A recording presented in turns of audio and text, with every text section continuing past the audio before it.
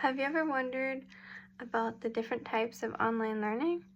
My name is Alyssa Carrillo, and today I will be talking about what online learning is and online learning as a whole.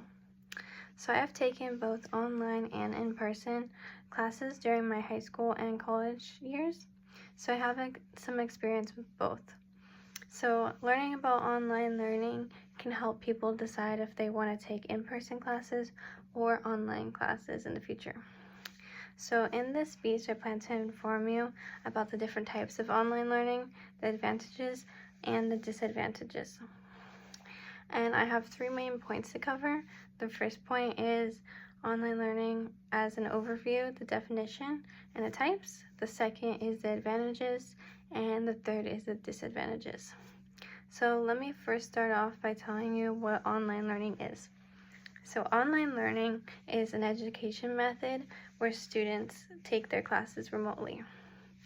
So the first type is synchronous learning, which refers to the students taking their classes in real time, like on Zoom. So this would mean that the students are doing their lecture with their professor in real time. And I got this information from Ohio State University. So asynchronous learning refers to the students not taking their classes in real time, and they're instead accessing their materials on their own. So this can be through things like Canvas, for example. So ultimately, the best type of learning depends on the teacher's goals and the student's needs. So now that I've talked about what online learning is and the different types, let's move on to the advantages. So there are different advantages to learning online. So the first one could be that online learning is self-paced and students can work at their own speed.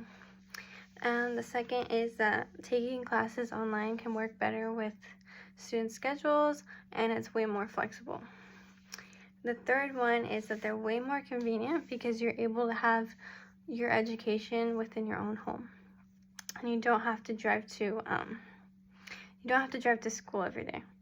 And then you can also take classes that are really far away, like in a different state, but online.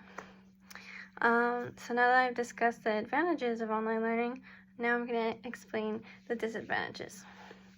So there's many different disadvantages to online learning. The first one is technical issues. So technical issues can arise when you're taking your lecture on Zoom or when you're accessing online materials, and this can be hard if you have any deadlines. The second disadvantage would be having self-motivation. This can be very difficult to maintain since you are in charge of logging in to your Canvas every day. Lastly, the lack of face-to-face interaction can affect your overall performance, just because you're not able to get the help that you need in real time.